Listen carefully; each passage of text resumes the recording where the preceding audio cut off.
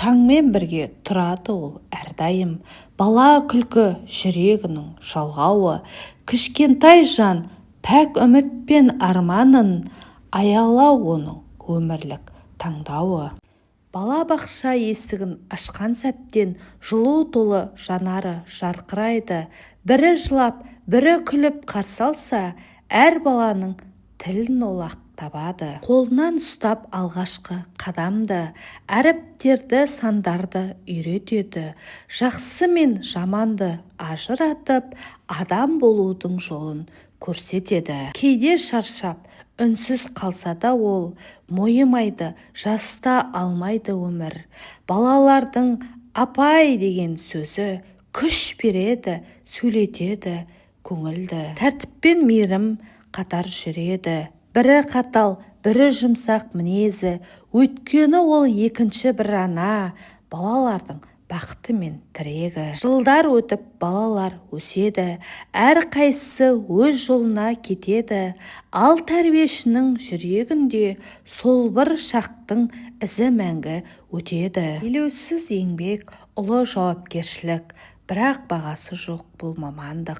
Балабақшаның негізін қалаған тәрбиеші ұлттың асыл аманат. Күн тәртібі бойынша балаларды қабылдау. Балаларды жылы қабылдап, балалардың сыртқа келбетін, денсаулық жағдайын бақылау. Ата-аналардан баланың денсаулығы туралы қысқаша ақпарат алу. Қауіпсіздік жайлы дамытушы білім беру ортасын құру. Кезекші бұрышындағы балалар өздерінің кезекшілігін атқарады, яғни табиғат бұрышындағы еңбек. Әрі қарай балалар қозғалыс белсенділігін арттырып, таңғы жаттығуларына барады. Онымен қатар күй ырғағымен сезінуге, музыкалық есту қабілетін дамытуға ықпал етіледі. Таңғы жаттығудан оралып, жеке бас гигиенасын сақтап, таңғы асымызға отырамыз.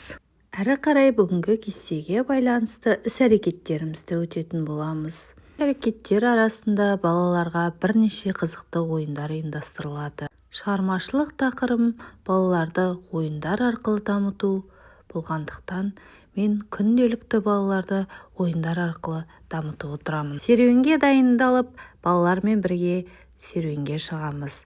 Серуенде ағаштарды бақылап, айналаны таза ұстау керектігі айтылады, және бірнеше қимылды қозғалысты ойындар ойнатылады. Серуеннен оралып, жеке бас гигиенасын сақтап, дәрумендерге бай түскі асымызға отырамыз. Балаларымыз күндізгі ұйқыға дайындалып, күндізгі ұйқыға жатады. Балалар ұйықтап кеткенше ертегілер оқылып береді. Түскі ауысымнан кейін балаларды біртіндеп ұйқыдан ояту басталады. Сауықтыру жаттығулары жасалады.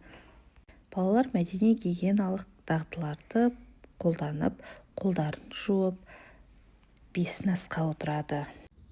Бесін астан соң балалар вариативтік іс-әрекеттерге барады. Бізде бүгін бесемше ойыны. Балалар бесемше ойыны 3-4 топқа бөлініп, қызығушылықпен қатысады.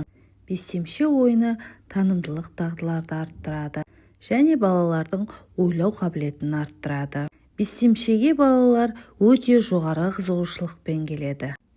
Бесемше ойынын тобының балалары өте жоғары деңгейде меңгерді деп айта аламын. Менің шығармашылық тақырыбым балаларды ойындар арқылы қызығушылығын арттыру тақырыбында болғандықтан, күнделікті ойындармен балалардың ойлау қабілетін арттырып отырамын.